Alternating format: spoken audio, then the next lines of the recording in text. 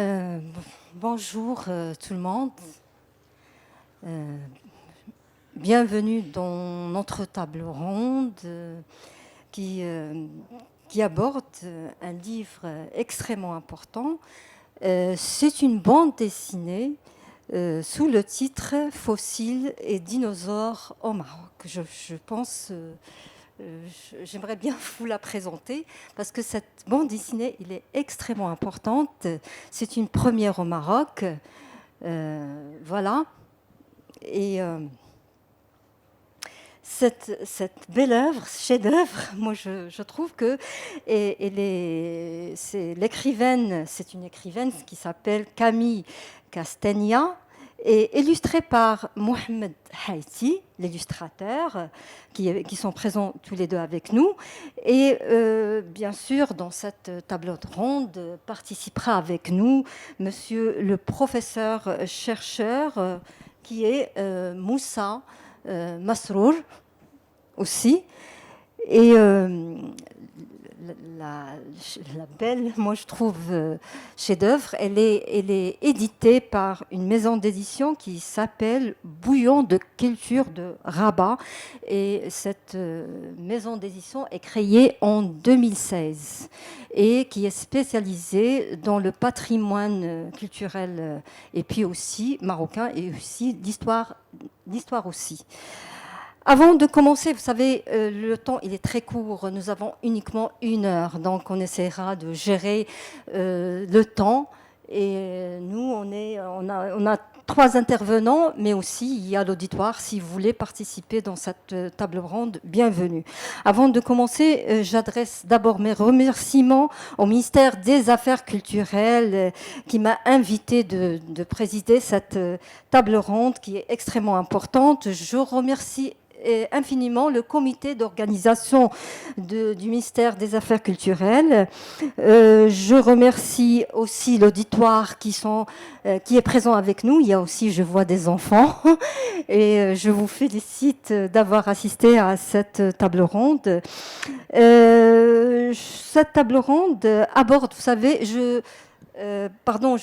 cette table ronde aborde 2 thèmes qui sont, je les résume, 2 thèmes extrêmement importants, à savoir un métier extrêmement important. On le connaît, mais la plupart, je pense, du public, du grand public, peut-être ignore cette profession. C'est le métier du paléontologue.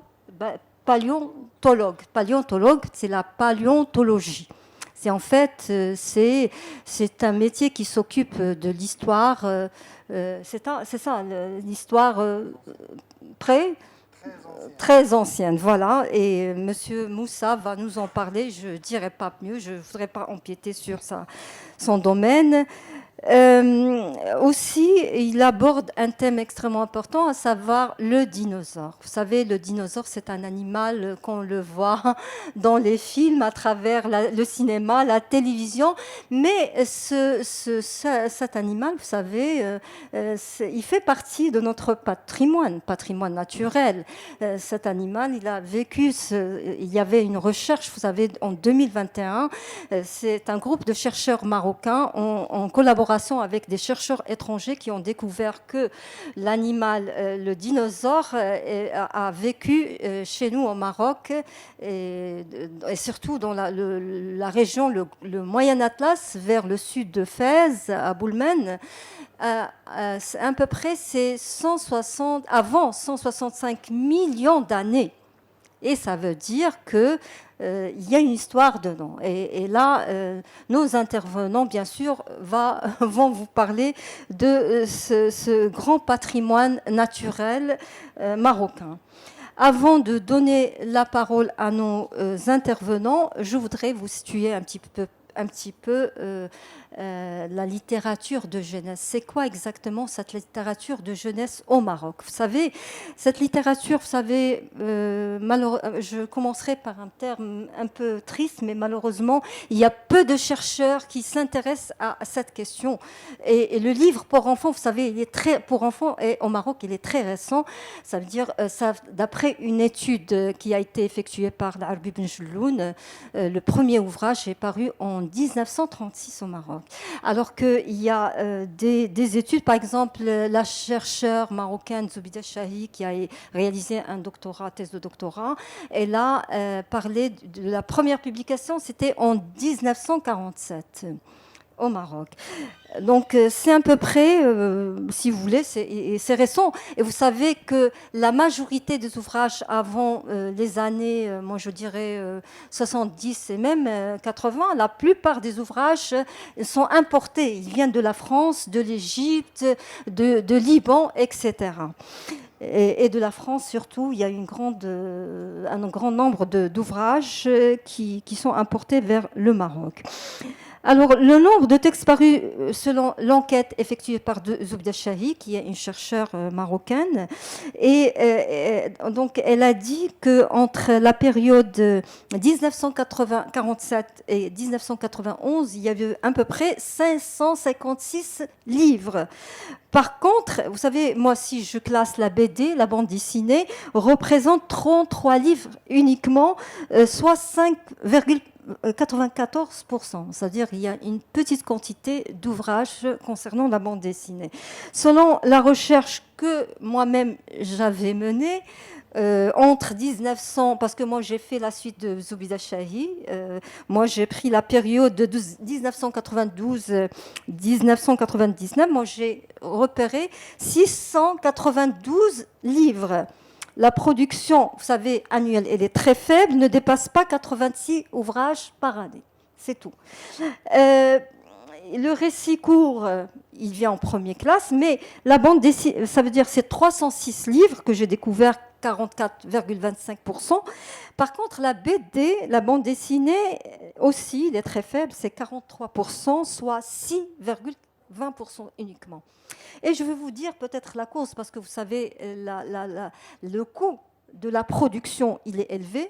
Pour produire un livre, vous savez, c'était sur le compte de, et je pense même maintenant, j'imagine, c'est sur le compte de l'écrivain. Et la bande dessinée, c'est, vous savez, tout un travail qu'on va le voir via les intervenants. Et puis, le coût de production, il est cher, parce qu'il y a les images, la nature de papier, la première page de couverture, etc. Voilà, je voudrais être plus rapide pour ne pas monopoliser la parole. Moi, via donc, cette table ronde, il y a une maison d'édition qui est présente avec nous, c'est Bouillon de Culture. Et parce que, vous savez, je la félicite d'abord, parce qu'il s'intéresse c'est-à-dire à un domaine.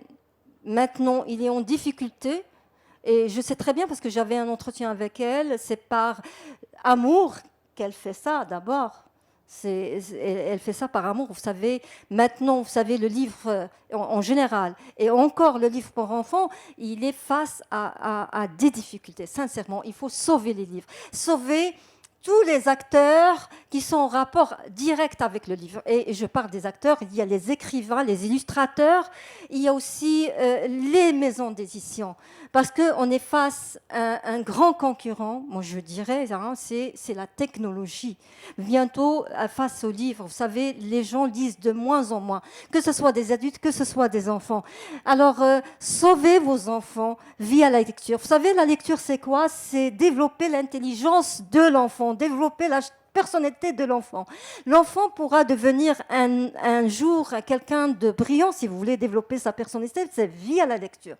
C'est la lecture, il n'y a pas plus. Vous savez, donner le goût à un enfant de lire, ça veut dire un jour, cet enfant va devenir quelqu'un, c'est-à-dire d'important. Je suis sûre, s'il lit plus, il va développer son intelligence. Et ceci dit, moi, j'adresse c'est-à-dire un appel à sauver le livre. Sauver le livre, un soutien à tous les acteurs, aux maisons d'édition, aux écrivains, aux illustrateurs. Et là, toutes les organisations sont concernées, que ce soit le ministère des Affaires culturelles, l'enseignement de l'éducation. Et moi, je trouve qu'il faut qu'il y aurait, c'est-à-dire un travail commun. Alors, concernant ce livre, avant de donner la parole aux intervenants, vous savez, ce livre, pour produire ce livre, ça a duré 3 ans. 3 ans, c'est-à-dire entre la recherche, c'est tout un travail vraiment avec finition, un travail d'intellectuel. C'est-à-dire pour s'adresser à l'enfant, c'est pas n'importe qui. Hein. Un enfant, c'est quelqu'un, vous savez, de délicat. Ça veut dire qu'il faut choisir le discours, il faut choisir l'image, il faut choisir l'histoire. Cette histoire, elle est extrêmement importante parce qu'elle fait partie, d'ailleurs je félicite Madame Castagnan, c'est ça, Camille, qui a choisi un patrimoine, un animal qui fait partie de notre patrimoine naturel. Et là, tout un travail, parce qu'il y a un travail d'équipe sérieux entre l'illustrateur, Monsieur Mohamed Haïti, l'écrivaine Marie Castagnan et aussi le héros de cet ouvrage qui est Moussa Masrour. Il y a aussi le travail de, je félicite Madame Ritza Badou, avec nous, qui représente la maison d'édition Bouillon de Culture. Merci. Et la première, j'adresse la parole à Madame Camille Castagnan, qui va vous en parler un petit peu de cette belle œuvre. Merci. Bonjour à tous, merci d'être venus. Merci au ministère de la Culture pour l'organisation du Silège. Rapidement, pourquoi cette BD?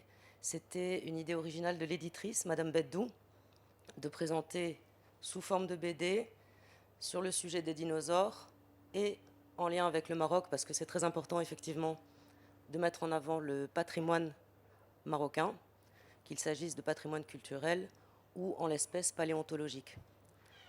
C'est elle également qui a réuni l'équipe, à savoir moi pour le scénario, Mohamed, mon co-auteur, pour les illustrations, et évidemment, je vous prie de m'excuser, le professeur Masrour pour la direction scientifique et pour le récit de son histoire, de sa carrière exemplaire, qui est le deuxième sujet de l'ouvrage. Pour ne pas décourager le lecteur, qu'il soit jeune ou moins jeune, puisque nous commençons à 10 ans, mais une personne de 40, 60, 70 ans peut s'intéresser au sujet et vouloir y entrer par une porte accessible. Je vous demande pardon, je commence à trembler, c'est normal. L'idée était d'avancer de front sur l'histoire du professeur, qui est notre personnage principal, son enfance, les études qu'il a suivies, comment devient-on paléontologue, et ensuite la carrière qu'il a menée sur le terrain et à l'université, les découvertes auxquelles il a participé, et en même temps vulgariser cette science obscure pour les gens qui ne sont pas vous, professeurs, c'est-à-dire à peu près tout le monde, je pense ici, la rendre plus accessible, comprendre ce qui est étudié par les paléontologues. Donc j'ai commencé par un synopsis, qu'on appelle un chemin de fer, définir les chapitres importants, la validation du professeur sur ces points, et ensuite remplir, c'est-à-dire moi, aller comprendre différents éléments qui sont les planches techniques de la BD, comprendre ce que c'est, moi qui ne suis pas paléontologue du tout, je viens du domaine juridique, et en le racontant, le rendre accessible pour les autres personnes, le lecteur lambda, comme moi je pourrais l'être. La validation se faisait naturellement sur le fond par le professeur pour m'assurer que ce que je vulgarisais était correctement vulgarisé. Ensuite, il y avait le travail de scénarisation, l'alternance des planches, le choix du découpage. Là, je rentrais ensuite en égo avec Mohamed parce que ce que je proposais n'était pas toujours faisable pour lui, qui est le créateur de l'univers de cette BD, qui a su s'approprier mes demandes, qui a su calmer parfois un petit peu mes exigences. Et voilà, c'est en cela que c'est un travail d'équipe, c'est très important. Sans scénariste, pas de BD. Sans validation scientifique, pas de BD. Sans illustration, naturellement, encore moins de BD. Voilà, c'est ce qui m'a, moi, le plus plu, au-delà de la découverte d'un domaine que je ne connaissais pas, c'était ce travail d'échange extrêmement enrichissant et de voir le résultat qui est une vraie belle BD 100% marocaine et qui a vocation à venir sur les étagères de tout le monde, je l'espère, ici et dans tout le Maroc, de Tanger à la Gouira, Inch'Allah. Un petit mot, pardon, non, j'ai pas encore fini, après je... Ce n'est pas un ouvrage donc scientifique stricto sensu, pardon. C'est de la vulgarisation, de la pédagogie ludique. Ça aussi, c'était une exigence de Madame Beddou, notre éditrice. Quelque chose qui vienne enrichir l'offre de livres au Maroc et l'offre de livres marocains. Le travail de l'éditeur est extrêmement important. Elle est donc à l'origine de cette idée. Elle a fait toutes les réunions. Chaque fois que j'ai eu une réunion avec le professeur, Rita était là. Chaque fois que j'ai échangé avec Mohamed, elle était là. Et une fois que nous tous nous avions terminé, elle était chez l'imprimeur pour choisir le papier, vérifier les impressions, etc. Et elle a en permanence été là pour nous encourager, nous accompagner. Voilà. Donc c'est ça aussi un éditeur, ce qui peut être un petit peu obscur quand on lit des livres. Pas d'éditeur, pas de livre. Ça ne suffit pas d'être auteur, ça ne suffit pas de participer à un ouvrage. Il faut un éditeur pour cela. Voilà, je passe la parole à mon co-auteur. À toi.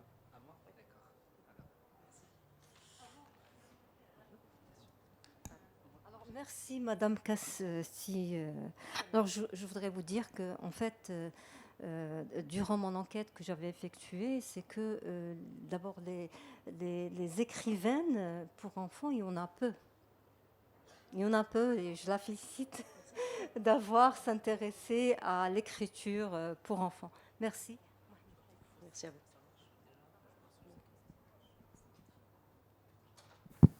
Je pense que ça marche.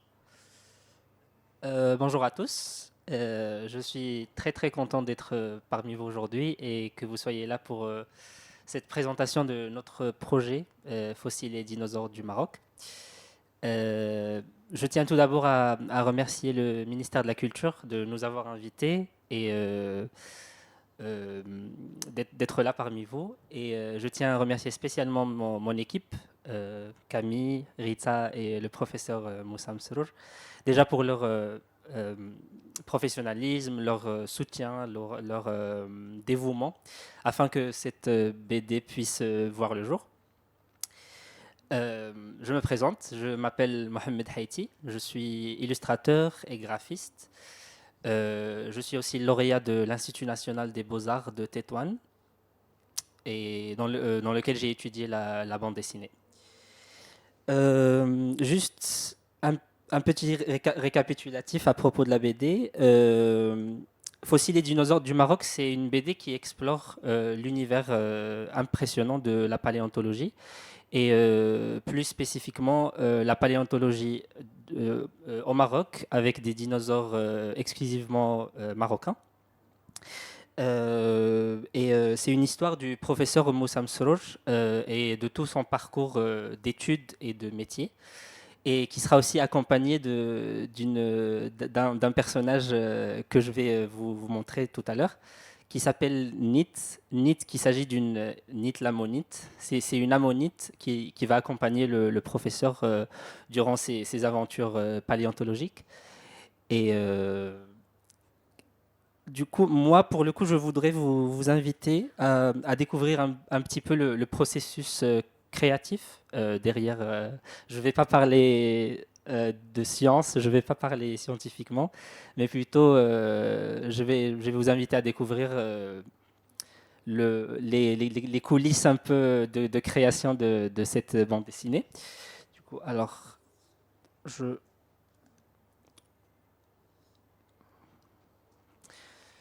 Alors, déjà, je sais pas s'il y a parmi vous qui connaissent déjà les étapes de création d'une bande dessinée ou bien le jargon de création. Mais tout d'abord, on commence généralement par la création des personnages. Et pour le coup, le premier personnage, il s'agit du professeur Moussa Msrour. Et mon travail a été d'illustrer le plus réalistiquement possible le professeur en se basant sur des photos que Rita et Camille m'envoyaient. Et en faisant des croquis du professeur, j'ai réalisé cette version finale du professeur. Après, il y a le deuxième personnage qui est Nit. Et Nit, c'est une ammonite. Et une ammonite, en fait, c'est un animal marin qui fait partie des céphalopodes, je pense. Céphalopodes, ouais. Et du coup, qui a vécu il y a très, très, très, très, très longtemps, c'est vrai. Et je me suis basé sur ce chef-d'œuvre de Camille. C'est le dessin de Camille. Et à partir de ce dessin-là, j'avais compris sa vision et afin de créer moi-même ce personnage. Et voici sa version finale. Comment? Oui, c'est ça. Là c'est les recherches de couleurs. On a essayé de rester sur une palette un peu avec des couleurs flashy, juste pour que le personnage soit très reconnaissable pour les lecteurs. Après, on passe au storyboard. Alors, le storyboard ou bien le découpage, c'est une étape préliminaire qui se passe avant de passer au propre. Et quand vous pouvez le voir ici, le storyboard de la première planche avant de passer à la version finale. Alors, oui, merci. Et là aussi, par exemple, c'est un découpage avant de passer à la vignette en bas. Mhm.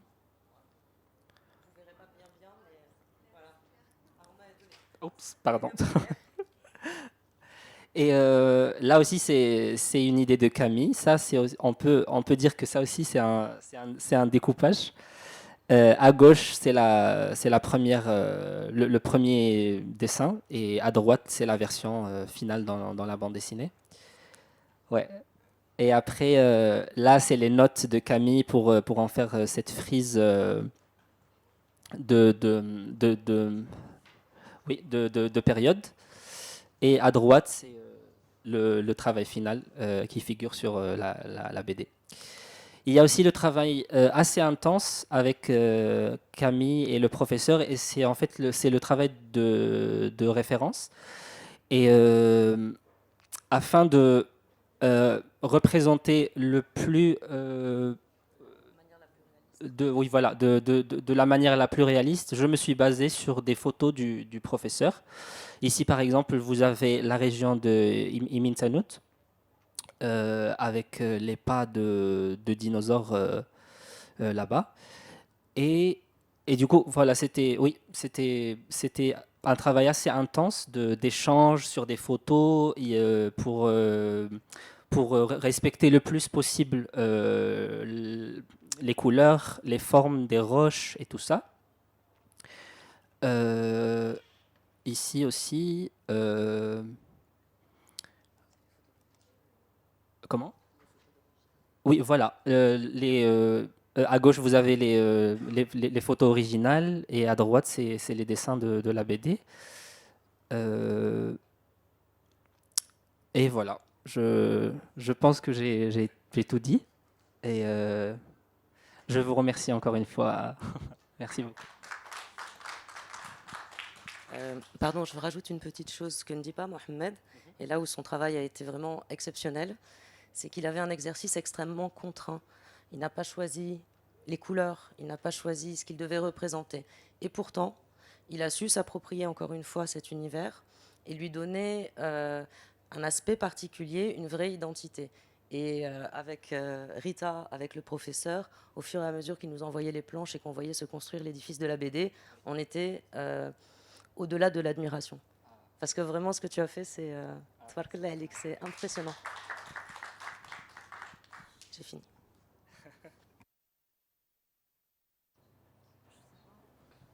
Merci Mohamed Haiti, merci d'avoir respecté le temps.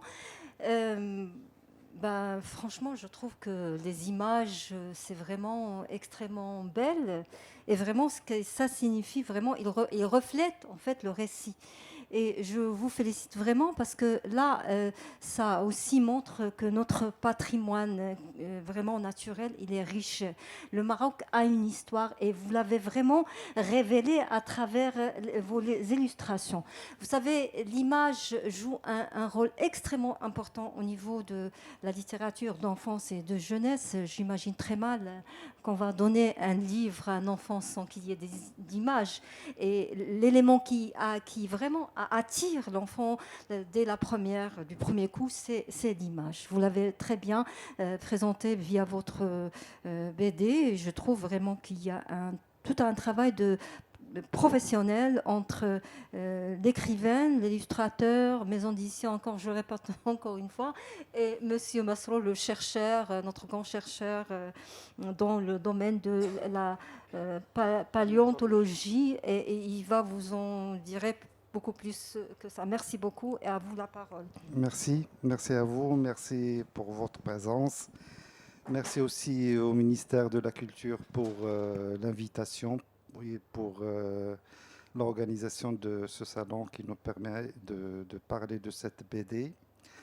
Je tiens aussi à remercier Rita Baddou, l'éditrice, parce que c'est son idée et c'était venu comme ça. Donc, elle m'a contacté pour me dire est-ce qu'on peut parler de dinosaures, de fossiles, de la géologie du Maroc. Ben, voilà, l'idée est partie comme ça, mais c'est elle qui a su comment. Bon, l'idée de vulgariser ou bien de faire simple, c'est quelque chose qui m'a beaucoup plu parce que nous, les chercheurs, on se rencontre dans les congrès, on parle de patrimoine géologique, on parle de tout, puis on se sépare, mais le message ne passe pas. Donc là, la BD, pour moi, c'est une façon de faire passer ce message que le Maroc est très riche. Et vous avez déjà entendu parler, le Maroc est le paradis des géologues. Jannat géologie, ça c'est écrit partout. Pourquoi? Parce que vraiment, on a une grande richesse géologique. On a tous les âges sont représentés par des fossiles. C'est-à-dire depuis bon, le plus ancien fossile que nous avons, il date de 570 millions d'années, c'est des stromatolites, près de Ouarzazate. Et on a tout jusqu'à l'apparition de l'homme, Jebel Irhoud, dernièrement. Et entre tout ça, on a vraiment tout. Tout est bien présenté par des fossiles. Et ça, c'est très important. Bon, malheureusement, ce n'est pas très bien exploité. Normalement, on devrait avoir des musées partout. On n'a pas ça jusqu'à maintenant. Plus que ça, ce patrimoine, il est un peu dégradé. Donc, il y a du pillage, on en parle. Il y a dans la BD, on parle de pillage de ces fossiles. Donc, pour moi, cette BD, c'est une façon de faire passer ces messages pour les jeunes et pour les moins jeunes. Alors, mon travail, puisque je suis là pour expliquer ce que j'ai fait, donc c'est un travail d'équipe. Donc, on a beaucoup dialogué pour vérifier l'information scientifique en se basant dans la plupart des cas sur des articles scientifiques et pas seulement sur ce qui est publié sur Internet, parce que ce que vous allez voir sur Internet, il y a des choses justes, mais il y a des choses qui ne sont pas justes. Donc on a essayé de donner le maximum d'informations. Et dans la BD, on ne parle pas seulement de dinosaures, il y a les dinosaures. Une grande partie, on parle des dinosaures du Maroc. Et d'ailleurs, les découvertes, on a toujours des découvertes. Il y a, je crois, 2 espèces qui ne figurent pas maintenant dans la BD parce que ça a été découvert après. Donc on découvre chaque jour. Il reste beaucoup de choses à découvrir au Maroc sur le plan fossile. Mais on parle aussi d'autres fossiles qui font la fierté du Maroc. Il faut savoir qu'on a trouvé des formes de vie près de Zagora qui étaient vraiment d'une conservation exceptionnelle. Et ça a fait un article ça a fait la couverture de Nature. Nature, c'est le plus grand journal scientifique au monde. Il a choisi ce fossile marocain pour sa couverture. Ça vous montre, seulement pour vous montrer la richesse que nous avons.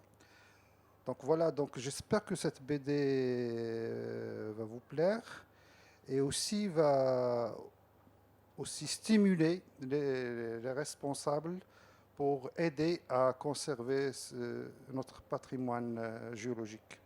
Voilà.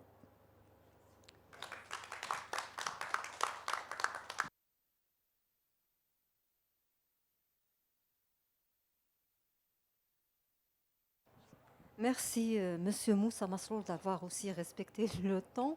Et c'est, comme vous le dites, à travers cette belle œuvre, en fait, comme vous l'avez bien dit, c'est vulgariser la science.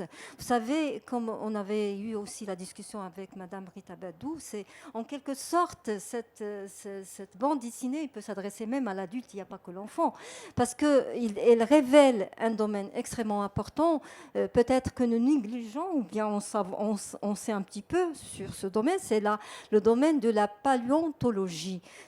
Nous avons devant nous, c'est notre professeur-chercheur, le paléontologue de l'université de Ibn Zohr d'Agadir. Et vous savez, maintenant, Monsieur Moussa Masrour, il a un musée, c'est ça? Oui, vous pouvez dire un petit peu sur... Alors là, disons que puisque on a une richesse à côté de notre ville d'Agadir, donc on a essayé, c'est une association de jeunes, on a créé un petit musée. Donc on a demandé à la municipalité d'Agadir de nous donner un local, parce que le musée, il faut un local. Ils nous ont donné un local administratif abandonné qu'on a aménagé. Et j'ai installé dans ce musée tout ce que j'ai récolté il y a 36 années de travail. Et maintenant, on reçoit beaucoup d'élèves. Je peux vous dire que l'année dernière, on a reçu 1500 élèves. C'est gratuit, on l'a fait gratuit. Et on reçoit de temps en temps quelques touristes. Donc, on a travaillé avec les moyens de bord, c'est que des volontaires.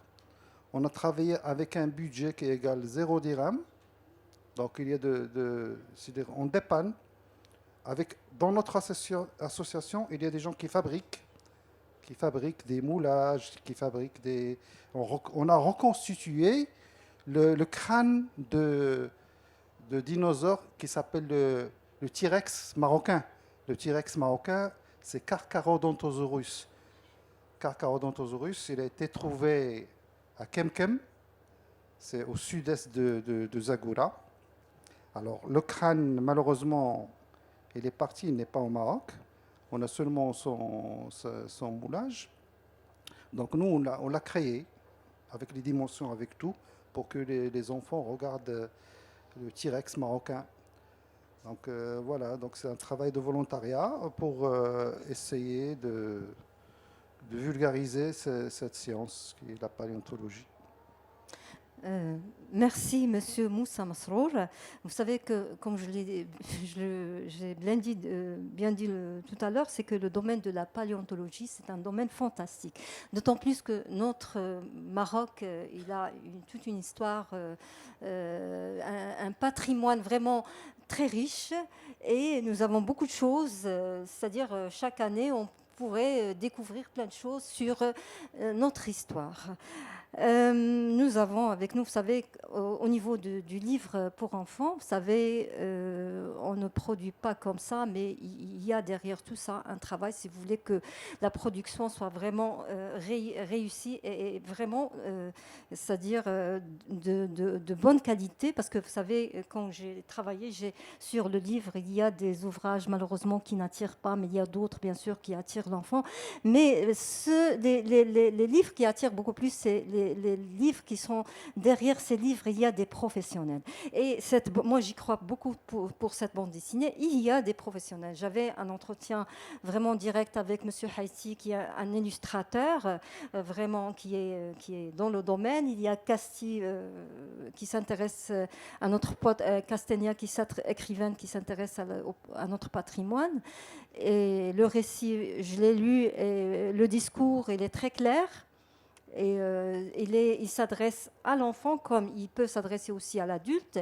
Et derrière aussi, il y a un chercheur dans le domaine de la paléontologie et qui révèle vraiment cette science. Et nous avons avec nous Madame Rita Badou, éditrice, pardon, dans le domaine du patrimoine et de l'histoire du Maroc. À vous la parole. Merci de votre écoute et de votre intérêt à la question du livre pour enfants. Je remercie aussi les parents qui ont ramené leurs enfants et je pense que vous aurez vous encouragez de plus en plus votre enfant à lire et aussi à découvrir soit l'histoire, soit la science, soit autre domaine. C'est le livre, d'ailleurs, vous savez, le livre, c'est quelque chose d'extrêmement précieux et il révèle toujours un savoir. Et c'est très important de l'offrir. Et cette bande dessinée, il pourra aussi être un cadeau aussi pour des amis. Aussi, pourquoi pas, si ce n'est pas des parents, on peut se l'offrir à un cadeau pour quelqu'un, un ami, etc. À vous la parole. Merci pour votre écoute.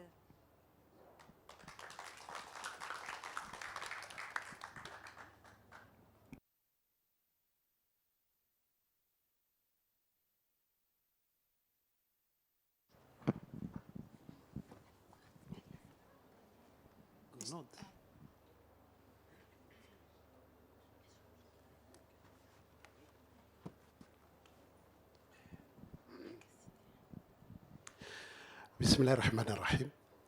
أحمد القاسمي، ويعني لدي بعض الإبداعات بالخصوص في مجال الديناصورات. على كل حال،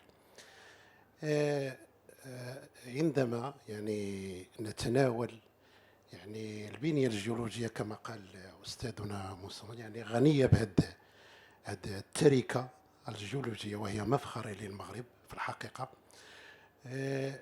يعني يعني القضية الآن التي تطرح في مجال الديناصورات هي قضية ثقافية وطنية، وهي قضية سرقة هذه المستحدثات إلى يعني خارج المغرب.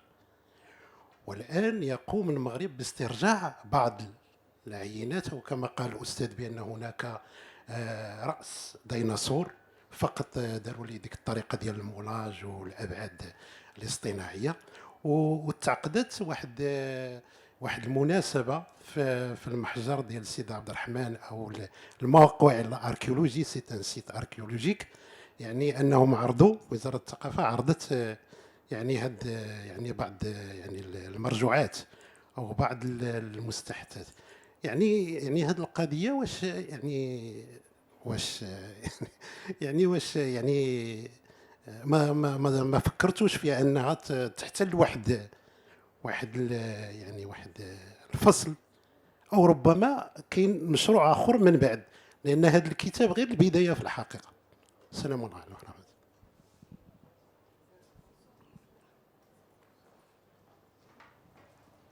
الله.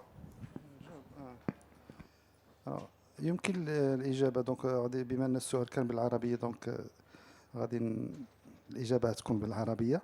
فيما يخص سرقة أو يعني فقدان هذا الموروث الجيولوجي المغربي، في الحقيقة قبل كان يعني كان كثير، الآن يتناقص. لماذا؟ لوجود قوانين. قبل لم تكن قوانين يعني زجرية يعني معقولة. الآن يعني كاين 3 القوانين، والذي ينقص هو المراقبة في الحدود، وكذلك تكوين، يجب تكوين الناس اللي في الديوانة. Il faut une formation des douaniers. Les douaniers, il faut les former pour qu'ils sachent, يعني باش يفهموا qu'est-ce qui peut passer, qu'est-ce qui peut pas passer. Normalement, les ossements interdits. Quel que soit l'ossement, c'est interdit. يعني كل عظام ما خصهاش تخرج. يعني هذا. أما sur la BD, on a traité une partie de de la dégradation. On a montré واحد الناس تيهرسوا الحجر في واحد حدا دادس، في حدا des empreintes de dinosaures. Alors eux تيهرسوا الحجر باش ياخذوا الحجر البني. الحجر البني كاين الكاميوات، ولكن راه قربوا لواحد البلاصه فيها دي زومبرانت دو ديناصور. يعني نبهنا لهذه القضيه هذه كاينه في لا بي دي. فوالا. اما الان تنظن خص قوانين زجريه وكذلك المراقبه في الحدود. اسمحوا لي، أنا بغيت نقول أيضا يعني ماذا قاله الأستاذ الفاضل موسى مسرور، يعني يجب الحفاظ على كل مواقع الحفريات الخاصة بالموروثنا الطبيعي. وهذا يجب أن يكون، أنا أقول لك، نداء من هذه المائدة المستديرة. Voilà ce que je voudrais dire. Je peux ajouter, il y a une autre façon de conservation, c'est la création de réserves, de géoparcs, des réserves naturelles. Par exemple, en France, il y a la réserve naturelle du sud-est de la France. Je peux vous dire que dans cette réserve, c'est interdit de se balader avec un marteau à la main. C'est interdit. Même, tu casses pas, même un marteau à la main, c'est interdit. Donc il faut créer des réserves géologiques, ou bien des géoparcs, comme le géoparc d'Omgoun, où c'est interdit de creuser, sauf pour les professionnels, pour l'étude, pour la recherche par exemple, mais pas pour vendre.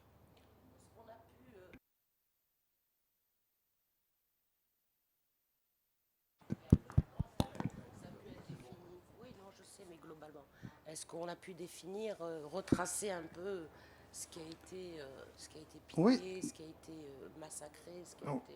Oui, oui, dans certains cas, oui. Parce que, surtout quand ça apparaisse dans les bourses. Vous savez que tout ce qui est payé au Maroc, il est vendu dans des bourses. Il y a des bourses, des grandes bourses. En France, en Allemagne, les gens se réunissent une fois par année pour ramener tout ce qu'ils ont récolté. Et c'est là où on voit, c'est dans ces bourses qu'on envoie ce patrimoine, et parfois sur Internet.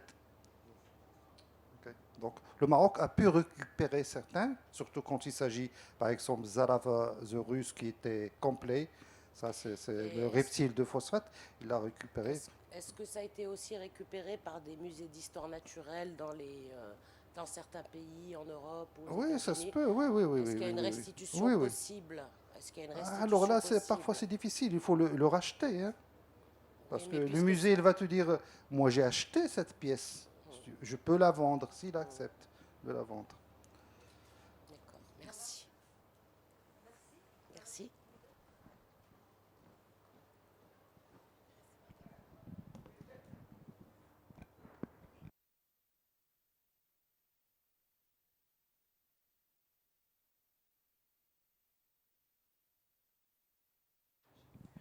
Oui, allez-y, s'il vous plaît. كما كيقولوا المصريين ما تنكسفوش. Allez-y, hein. Les parents, s'il vous plaît, les enfants. Allez-y, hein. On vous attend. واخا تدخلوا باللغة العربية راه ماشي مشكل، بأي يعني بطلاقة كما كيقولوا. Allez-y. Oui, un enfant. شكرا. Ok. Je sais pas ce que je vais dire, mais attention, ça veut pas dire que j'ai le trac, hein. J'ai déjà passé beaucoup de moments comme ça et je me suis beaucoup entraînée. Où est mon texte? Qu'est-ce que je peux dire sur Oui, la allez-y. BD? Hein. Vous lisez un petit peu la BD? Vous avez lu, hein? C'est que c'est vrai que j'ai jamais lu une BD sur le thème des dinosaures, Ah. mais je connais beaucoup de choses. Voilà. Qu'est-ce que vous connaissez par exemple? Je sais quelques espèces de dinosaures et sur leur information. Oh, fantastique, hein? C'est fantastique. Bah, c'est extraordinaire, hein? Et est-ce que tu savais qu'il y avait des dinosaures qui étaient spécifiquement africains, marocains? Ah, je les connais, ce sont des dinosaures qui sont d'origine du Kem-Kem, oui. Oui, entre autres. Bravo. Bah, dans la BD, il y en a beaucoup d'autres. Et- Notamment, par exemple, il y a plein de dinosaures. Certains sont plus grands que le T-Rex. Absolument. Absolument. Très bien. Bravo. Dans cette BD, tu peux aussi apprendre pourquoi il y a autant de fossiles au Maroc, comment est-ce qu'un fossile devient fossile, comment est-ce qu'on mesure le temps. Ça, c'est une chose un aspect sur lequel a beaucoup insisté le professeur. Ce sont des choses importantes que nous avons essayé avec Mohamed de rendre attrayantes pas trop décourageante. Et le petit personnage de Nit, la monite, elle est là justement pour accompagner le lecteur, rire avec toi, poser peut-être les questions que tu te poses, comprendre de travers ce que le professeur explique justement pour te faire rire et que ce soit plus agréable. Voilà, c'est tout ça qu'on a essayé de faire. En tout cas, ça a l'air vraiment intéressant. Merci. Merci. On a essayé. C'est votre nom, s'il vous plaît, votre nom? Ablatif. Abdelatif, vous êtes vraiment extraordinaire, hein. Je vous félicite et je vous souhaite bonne continuation. Et merci, merci, vous savez, merci beaucoup Abdelatif, ok? Vous savez, le livre pour enfants pourra, comme je l'ai dit bien, il peut aider l'enfant à forger aussi son parcours professionnel. Je me rappelle un jour, on a posé la question à un pilote, on lui a dit d'où vous avez eu l'idée pour être un pilote. Et tout simplement, il a dit, vous savez, un jour j'étais enfant, j'avais lu une bande dessinée et j'étais vraiment influencée par celui qui conduisait un hélicoptère. Et c'est comme ça que j'ai eu l'idée. J'imaginais vraiment être dans un avion et un jour, vraiment, il a piloté l'avion. Il devient réellement un pilote. Vous savez, encore une fois, que la science-fiction, tout ce qui est réalité dans la réalité, la technologie aussi, elle s'inspire de la science-fiction. Des fois, on a des choses qu'on a rêvées dans la science-fiction et ils se réalisent maintenant. Et voilà, pour vous dire que donner le goût à un enfant pour lire, leur montrer un savoir, vous savez, un livre, il y a toujours un savoir, il y a toujours quelque chose de très intéressant. C'est vrai, il y a des choses ludiques, mais il y a le savoir derrière. Et il faudrait distinguer aussi le livre scolaire du livre enfant, récréatif, divertissement. Parce que le livre scolaire, des fois, on a envie oui, c'est obligé. Et des fois, on est à force, c'est-à-dire il y a le stress aussi que rencontre l'enfant. Mais le livre de divertissement, ça lui donne la liberté de lire, c'est-à-dire le temps, il a le temps, elle s'amuse avec, mais en même temps, il développe son imaginaire. En même temps, ça lui donne des idées, ça lui donne aussi le savoir. Et essayez, parce qu'il y a des parents qui négligent cette partie récréative chez l'enfant. Mais le livre, je suis sûre que si vous l'inculquez, la lecture chez l'enfant, votre enfant, je suis sûre qu'il va devenir quelque chose d'important dans la société. Et ça a été prouvé par les experts dans la question, qui sont spécialisés dans la question de l'enfant. Merci. À vous la parole. Lakoum el-kalima. Allez-y, s'il vous plaît. Mes chers étudiants, alors je vois ici des étudiants, hein, alors allez-y. Il y a une maman, vous savez, avec son enfant ici. La maman, elle est étudiante chez moi, il y a son enfant, ils sont... allez-y, prenez la parole. Un des deux.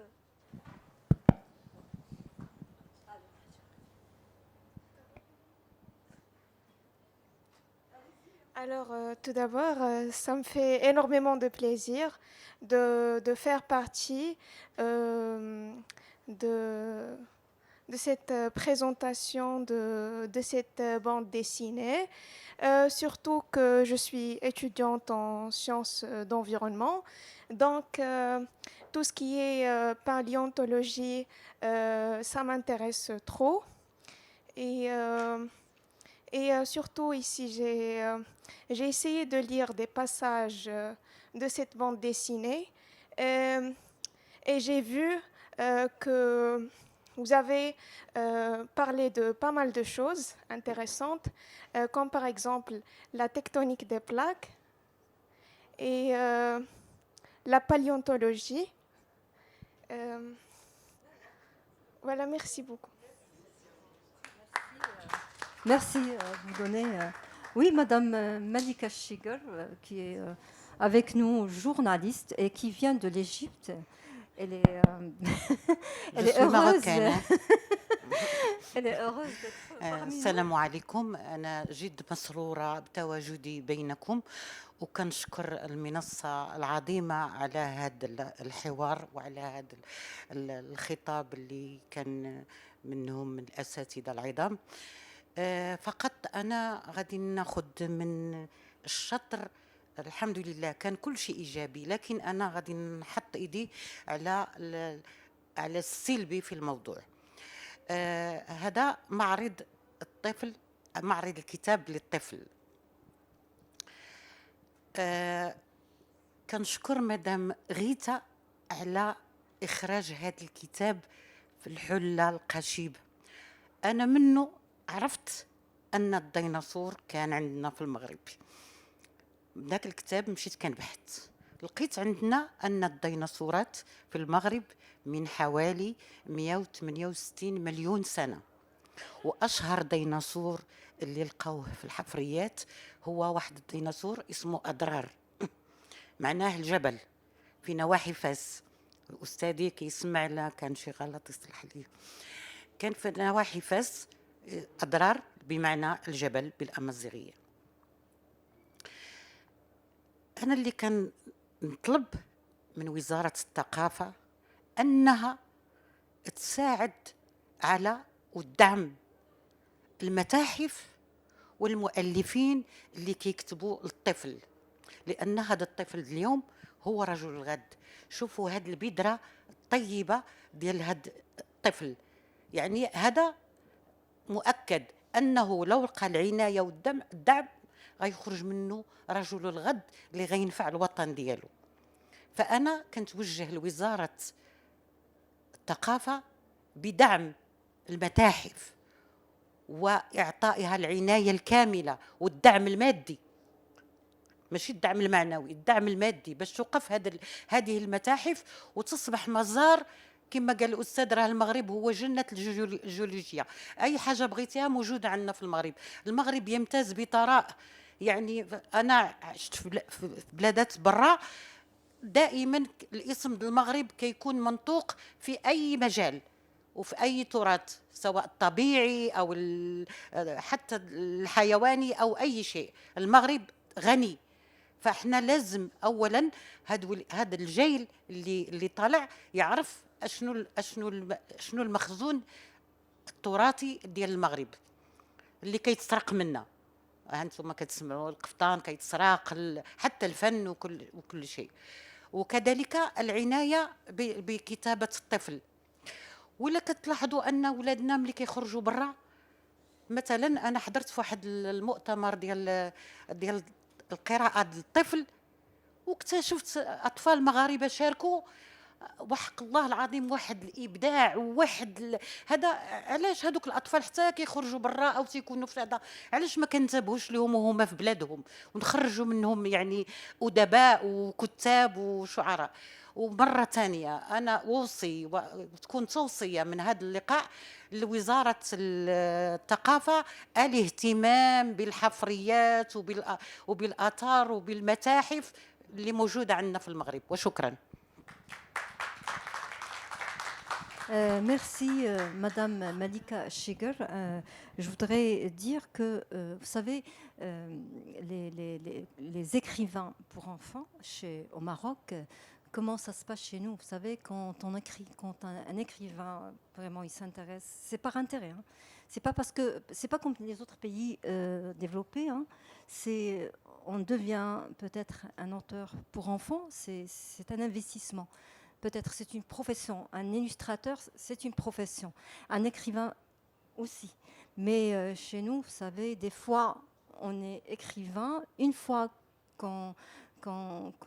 c'est-à-dire qu'on produit un ou deux ouvrages, on est face vraiment à des difficultés énormes.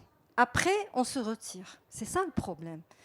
Voyons l'histoire de la littérature d'enfance et de jeunesse. Les écrivains qui ont écrit il y a des années, ils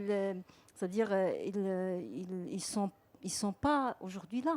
Mais parce que si vous les interrogez, ils ont un problème matériel. Parce que moi, j'ai fait quelques entretiens avec des auteurs.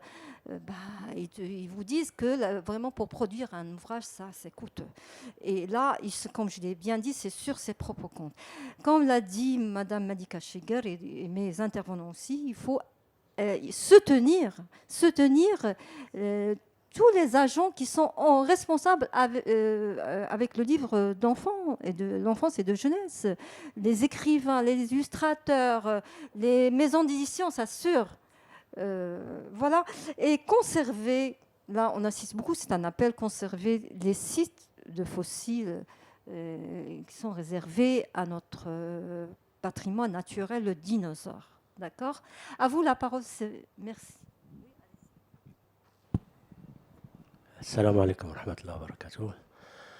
أنا غير مع الأسف ما حضرت من الأول، ولكن واخا ما حضرت نفس الأشياء تتكرر كل سنة. صحيح خرج هذا البوند ديسيني باللغة الفرنسية. احنا عندنا المغرب فيه تعدد لغوي، ما تنعرفش أنا علاش مثلا ملي يخرج الكتاب يخرج بعدة لغات، يكون بالعربية بالأمازيغية بالفرنسيه بالاسبانيه بجميع اللغات باش يوصل، حيت ملي تيخرج غير بواحد اللغه اخرى وحده بحال تتوصلوا غير واحد النخبه فقط. هذا دور ديال الثقافه، وزاره الثقافه، ولكن وزاره الثقافه راه تديرها اللي بغات، تتسمى ملي تهضر معاه تيسدوا هما ودنيهم ما تيبغيوش، لانه هذا هو الشغل ديالهم. لو كان لا حبذا لو ملي يخرج مثلا بحال هذا يكون تعدد لغوي باش يجمع جميع النخب المغربيه. وشكرا. Peut-être je vais vous répondre. Merci pour votre intervention. Je pense que vous êtes un étudiant au master études espagnoles. Là, c'est mon étudiant. Et votre nom, si je me rappelle, Shahid. Oui, oui, oui, je me rappelle très bien. Merci d'avoir assisté parce que j'ai fait un appel pour... Oui, merci beaucoup. Oui, c'est pas question de ministère. Je vais vous dire comment ça se passe. C'est question, c'est parce qu'on a écrit, on est volontaire dans ce sens. Madame Castille, je pense que vous êtes, c'est parce que vous avez réfléchi un jour sur la question du patrimoine, que vous l'avez fait par vocation. Je vous assure, comme je l'ai bien dit, il n'y a pas un spécialiste dans le domaine, une profession. Le jour où il sera une profession, on va y réfléchir. C'est pas, ça vient, c'est la cause du ministère. Je vous assure, c'est pas la cause du ministère.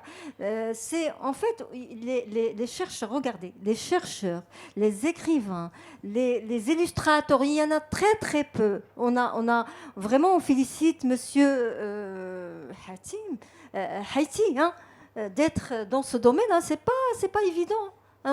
Et vous savez, moi, quand j'ai fait des enquêtes dans ce domaine, des fois, parce qu'il n'y a pas d'illustrateur, il y a un manque d'illustrateurs, c'est l'auteur qui fait l'illustration. Et quand il les fait, c'est pas dans son domaine, c'est pas vraiment réussi. Non, mais je suppose qu'on a peu de gens, de personnes qui sont spécialisées dans ce domaine. J'espère un jour qu'il y aurait des auteurs qui vont écrire dans la langue arabe. Je vais vous dire une chose, la plupart des livres pour enfants sont écrits en arabe. Mais la bande dessinée, c'est aussi, il y a des bandes dessinées qui sont en arabe. Et bon, on a une personne avec nous, Madame Cassie, qui s'est... Bah, c'est normal parce qu'elle ne comprend pas. Même si elle ne comprend pas, il ne peut pas rédiger, mais on la félicite pour cette initiative déjà. Merci beaucoup, Madame Cassie. Merci pour votre intervention. Peut-être un jour, vous réfléchirez, peut-être un jour en espagnol, pourquoi pas? Traduction, pourquoi pas? Voilà. À vous la parole. Oui.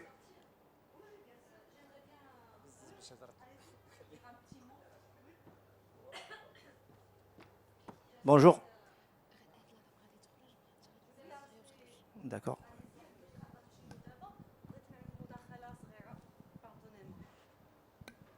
Salam alaikum, bonsoir, prof. Nous sommes ravis d'être là, comme d'habitude. C'est un honneur pour nous assister à des conférences, à des cours avec Madame Hadrati. J'aimerais bien dire une petite chose. Je n'ai pas assisté au début, mais pour moi, la bande dessinée, c'est une nostalgie. C'est notre histoire. On a vécu avec, donc il faut la garder. Toujours les bandes dessinées qui parlent des animaux, des dinosaures, ça nous remonte à une bande dessinée en espagnol, Picapiedras. Picapiedras, c'était, je ne sais pas en français, c'était un homme cro-magnon qui vivait qui vivaient dans une caverne, mais c'était aussi avec des dinosaures, avec... c'était une histoire d'enfance qui, toujours quand je m'en souviens, ça me revient à mes jours de joie. Donc, toujours les histoires qui parlent du dinosaure, des fossiles. C'est une identité, je crois. Non, c'est tout. Merci beaucoup. Merci à tout le monde. Je suis désolée. Bah justement, les dinosaures, c'est une autre identité. Vous l'avez bien dit, merci. Et vous savez, la bande dessinée, ça n'a pas d'âge. On peut lire à 6 ans, à 7 ans, comme on peut lire à 40 ans, 50 ans ou plus. Bah, c'est toujours, c'est du plaisir. C'est un plaisir de lire. Vous partagez, non? Oui, exactement, oui ou pas. Vous partagez. Bon, on peut lire notre bande dessinée à n'importe quel âge. Ça n'a pas d'âge. Hein. Oui, allez-y. Oui, bonjour. Déjà, je voudrais vous saluer et saluer cette belle initiative. Et merci encore une fois d'avoir partagé avec nous les différentes étapes par lesquelles est passé votre projet jusqu'à arriver aujourd'hui pour voir le jour, etc. Mais là où je voudrais revenir avec vous, c'est vous interroger sur vos motivations, vraiment les débuts avec la maison d'édition, etc. Qu'est-ce qui vous a motivé le premier jour à se lancer vraiment et à vouloir produire ce genre qui nous fait plaisir d'ailleurs, et je remercie énormément.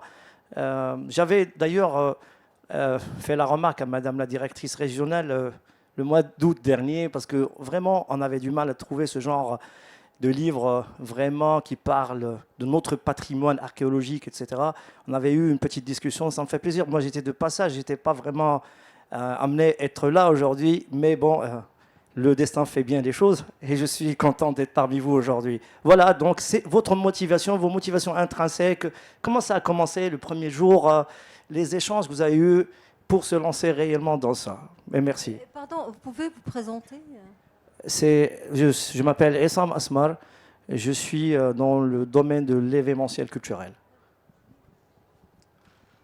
Alors, je vais répondre pour moi. Alors, ça commence par faire connaissance à Rita Badou. Et il faut savoir que j'ai fait connaissance avec Rita Badou grâce à la lettre D, parce qu'ils étaient en train de rédiger sur Agadir, un grand bouquin, un mémoire sur Agadir, par ordre alphabétique. Donc A, ils ont parlé de je ne sais pas quoi, B, ils ont arrivé à D, et ils cherchaient qu'est-ce qu'il faut faire. Voilà. Et à D, on avait une amie en commun, c'est Ito Barrada, qui lui dit, voilà, il faut contacter Moussa, peut-être il y a des dinosaures, ils ont découvert des dinosaures à Agadir.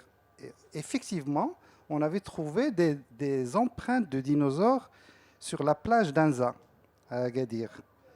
Mais en plus de ça, juste quelques années en avant, on a mis en évidence que c'est à Agadir où a été trouvée la première empreinte de ptérosaures. Vous savez, les ptérosaures, c'est des reptiles volants, au monde.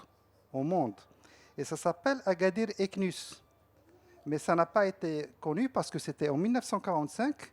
Il n'y avait ni Internet, ni rien du tout. Même les articles scientifiques, on ne peut pas les avoir facilement, c'était sur papier. Donc, elle a parlé de ça, d'Agadir Eknus, de cette empreinte de ptérosaures et des empreintes de dinosaures d'Anza. Donc c'est comme ça qu'on a fait connaissance. Et après, bien sûr, elle m'a proposé ce projet. Et moi qui travaillais avant sur tout ce qui est patrimoine, donc j'ai trouvé que c'est l'occasion au jamais de faire passer le message d'une façon vraiment extraordinaire. Et je tiens beaucoup vraiment à la remercier. Voilà.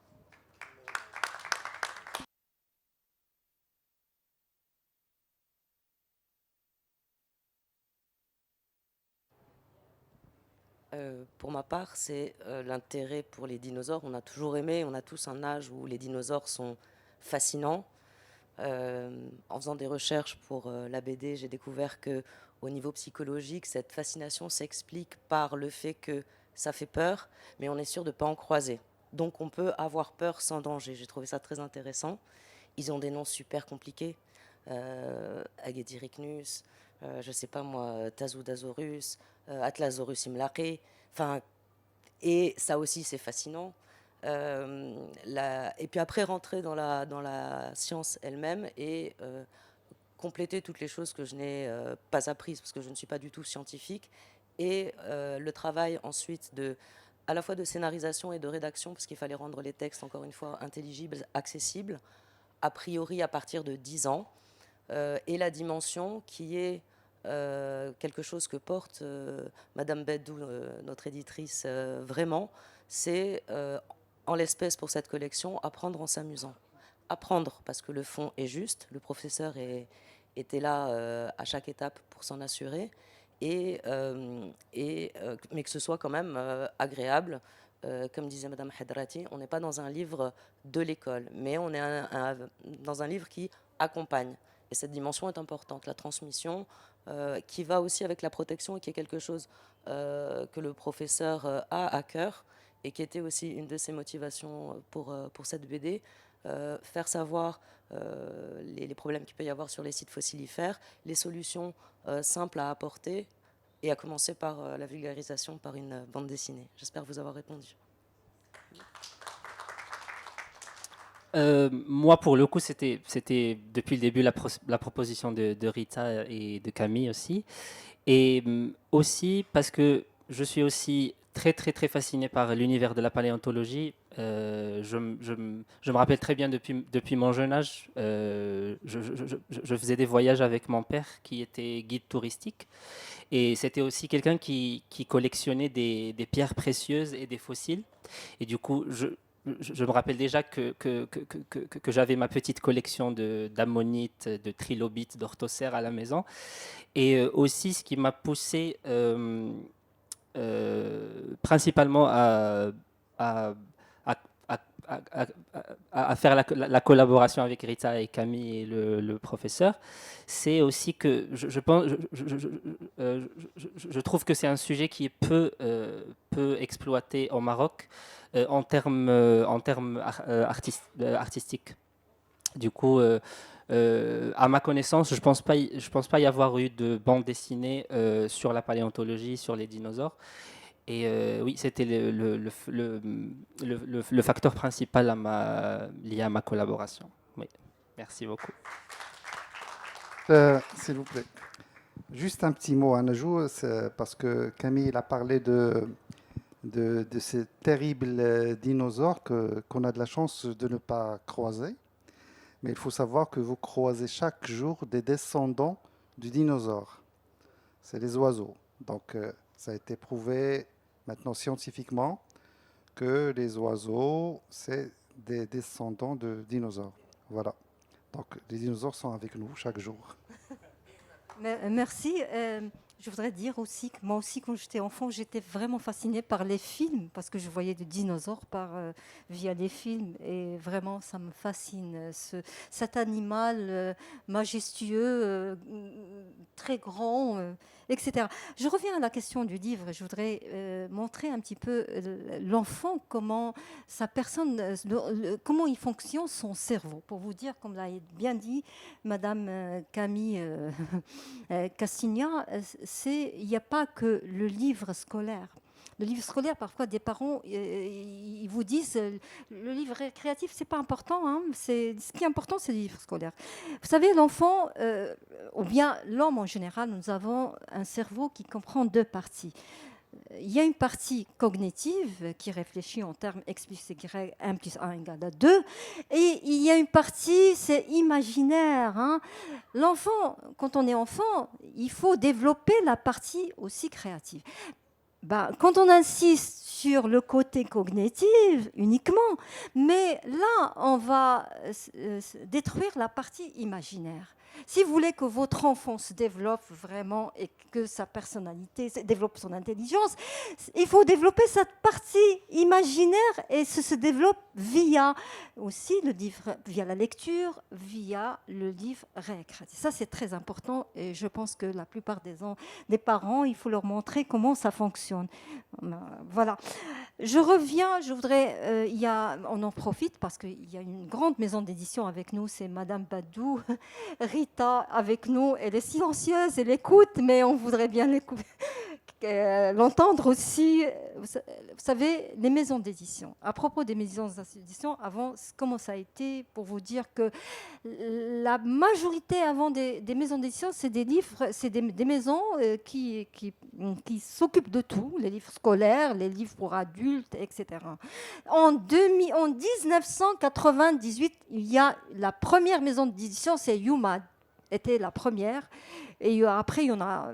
Je pense pas qu'il y a d'autres qui s'occupent vraiment parce que c'est vraiment c'est très difficile d'investir dans le livre pour enfants.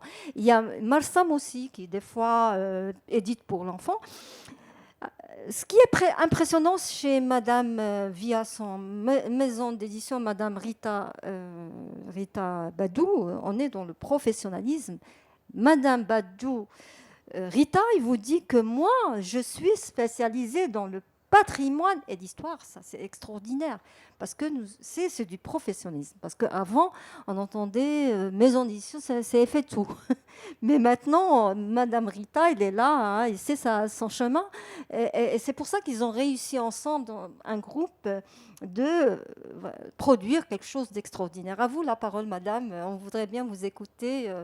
Avoir une idée, parce qu'ils ont des projets aussi, voilà, sur notre patrimoine.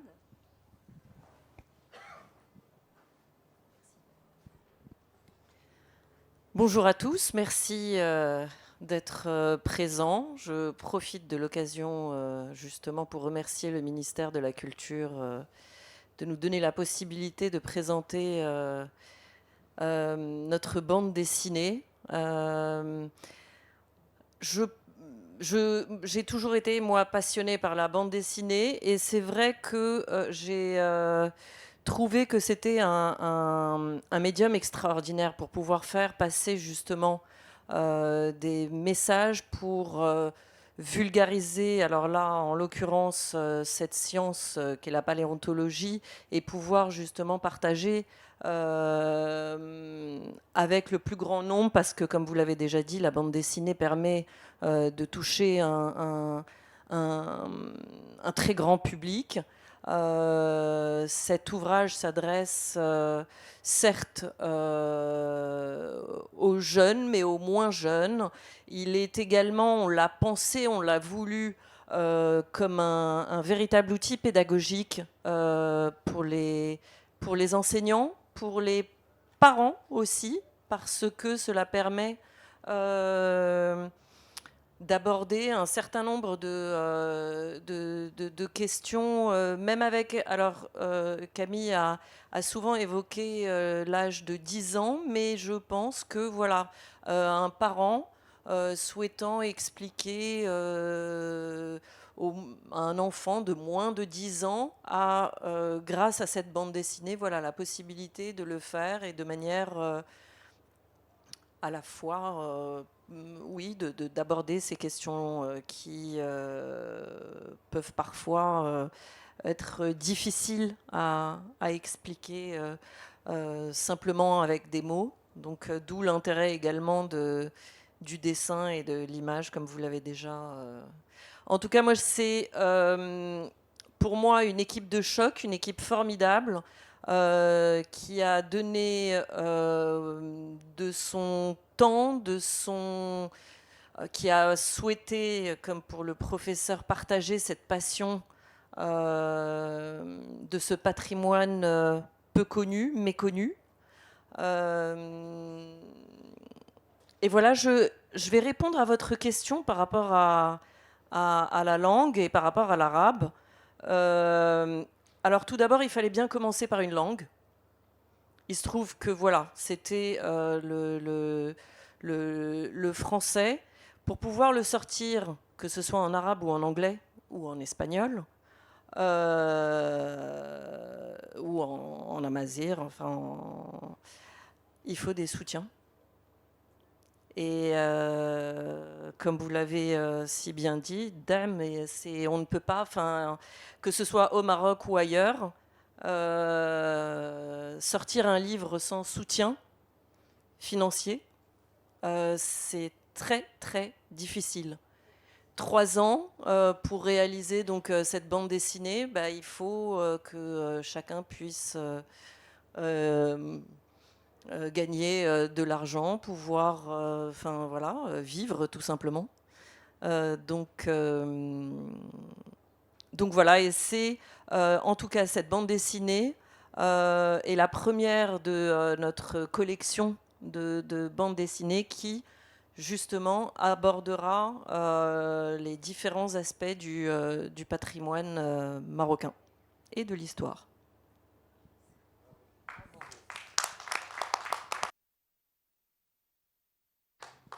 Merci Madame Rita Badou. Je rappelle que la création, je pense, de votre maison d'édition, comme vous l'avez dit, c'est en 2017, c'est ça? 2016. Oui, bravo. Oui, comme vous le dites, un SOS, je pense, un appel il n'y a pas que le ministère des Affaires culturelles, mais aussi aux autres ministères, de soutenir le livre et précisément le livre pour enfants. Oui, mais maintenant, mais sinon, vous savez, c'est parce que la situation du livre, il y a des auteurs maintenant, comme je l'ai bien dit, ils ne sont pas maintenant au niveau de l'espace livre pour enfants, dû justement au soutien matériel.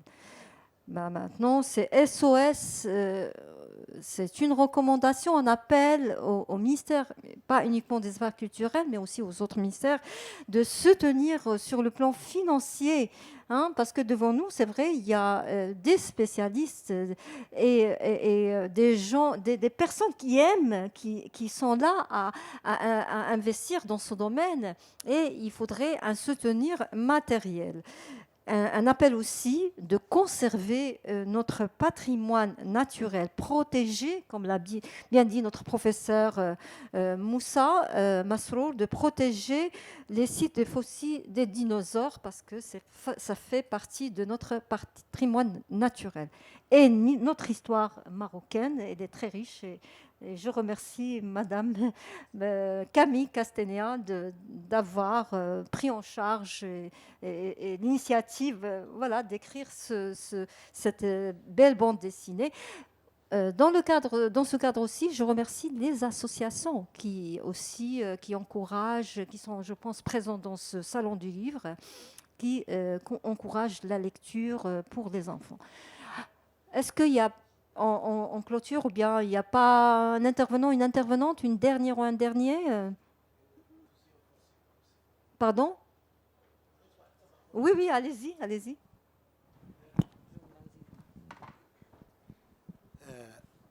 بسم الله الرحمن الرحيم. لاله غيتا يعني ما شناكش في المنصه وانا عارف علاش. علاش الناشر ليديتور وليديتريس هو العنصر المحوري في صناعة الكتاب. يعني هو اللي تيكون عنده واحد التصور عام على هذا الكتاب هذا، وهو اللي يكون فريق العمل، تيجيب كاتب القصة والسيناريو، هو اللي تعرف اش من قضية غادي يتألف فيها الكتاب، ثم تيجيب مدقق ثقافي أكاديمي خبير بحال الأستاذ مسرور، ثم تيجيب يعني رسام مختلف في الرسم. هذا تيدخل في إطار صناعة الكتاب. ومن خلال هذا اللقاء هذا يعني حاولت ما يمكن باش نخمن بأن الأخت غيتا دائما الناشر تيبقى عفوا على واحد الكلمة معت وراء الكواليس ياك وما عرفتش واش مقبوله هذا باقي ما كملت ياك. والاخت غيتا كما لاحظت بانها مشات بداك المنهج ديال صناعه الكتاب في اوروبا، اي ان الناشر تيمشي مع المؤلف يعني شابيتر بشابيتر، يقد كاع يتدخل. وعندنا نماذج تاريخيه، مثلا جول فيرن في لي رومون ديالو كان ناشر، هذا كان ناشر تيمشي معاه فصل باش، لان علاه يقد الناشر يتحكم حتى في العنوان، مثلا. علاش؟ لان الناشر هو اللي عارف مثلا ذاك العنوان اللي غادي يثير الانتباه او العنوان اللي غادي يفتح الشهيه، ثم ان الرسام هو اللي تيقول له ودي راه خصك دير لي واحد الرسم في الغلاف اللي يكون اتيرون، يعني واحد ديسان اتيرون وغيفتح الشهيه. اذا تيبقى يعني الناشر هو العنصر المحوري في صناعه الكتاب. وهذه كلمه في حق الاخت يعني. هذا هو. السلام عليكم.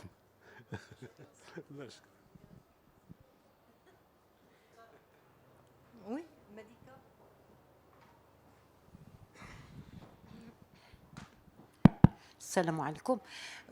بالإضافة اللي قلته الدكتورة مدام بدو، أنا كنشوف حتى المستثمر، إحنا باقي ما عندناش في المغرب اللي هي بلادي وعزيزة عليا، ما عندناش الاستثمار في الثقافة. فأنا كنشوف أننا واحد الحملة باش نشجعوا المستثمرين كما كيستثمروا في العقار وكيستثمروا في البني، يكون الاستثمار في دعم الناشرين وفي دعم الكتاب وفي دعم هذه هي الكلمة اللي بغيت نقول ونوخر بها يعني الكلام ديالي. وشكرا. Oui, merci, parce que regardez, moi je vois que vous avez évoqué des mots extrêmement très lourds.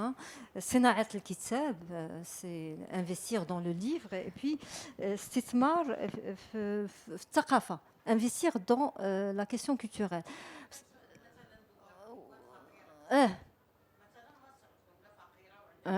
Il y a le livre.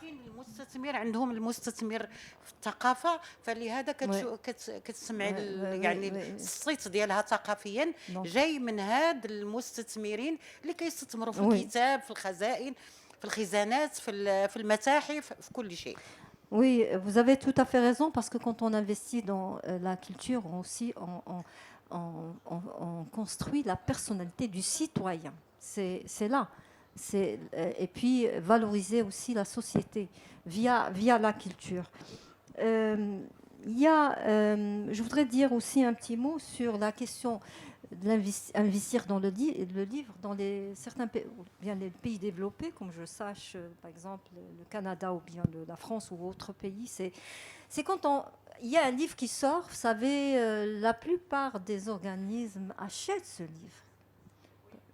Ils contribuent dans la promotion et encourager, parce que et l'auteur, l'illustrateur, l'éditeur, ils sont gagnants. On doit soutenir ce secteur. Il n'y a pas qu'un ministère X, mais il y a les écoles qui achètent, les collèges, les lycées, les ministères, tout le monde est appelé à contribuer. C'est comme ça, quand on fabrique, on investit dans la question du livre et dans la culture. Et je pense que c'est vrai que si on est à ce stade, je pense qu'on va réussir à sauver. C'est pour ça que j'ai bien utilisé ce mot SOS au soutien du livre. Mais aussi, comme il y a un grand professeur avec nous dans la question de la paléontologie, c'est sauver, puisqu'il aborde un sujet extrêmement important, c'est sauver notre site des fossiles, des dinosaures. Ça, c'est extrêmement important. C'est un appel partant de cette table ronde. Je pense que le temps, on a dépassé le temps. Je vous remercie infiniment d'avoir assisté aussi, participé dans cette table ronde, aussi bien que des enfants avec nous brillants. Je vous souhaite... Ah, c'est vrai. Oh là là. Oh, merci. Vous savez, en entrant par cette porte, j'avais j'avais rencontré un étudiant, il m'a dit, Madame, Madame, vous êtes mon professeur oui, de l'université Hassan II. Je suis Madame Latif Al-Hadrati, professeure de l'université Hassan II, la faculté des lettres, là où j'enseigne la communication et l'entrepreneuriat, mais j'avais un doctorat aussi dans le domaine de la culture d'enfance et de jeunesse. C'est pour ça que je suis ici. Et je vous remercie pour votre présence, pour votre attention, pour votre écoute. Je vous dis merci. Merci pour nos intervenants, pour la maison d'édition, Madame Rita Badou, Madame Camille, l'écrivaine, Monsieur Hati, l'illustrateur, et notre grand professeur Moussa Massoul, qui est aussi le héros de notre bande dessinée. Merci. Voilà. Il y a une petite demande, est-ce qu'on pourra faire une photo d'ensemble, non? Oui, bien sûr. Un souvenir.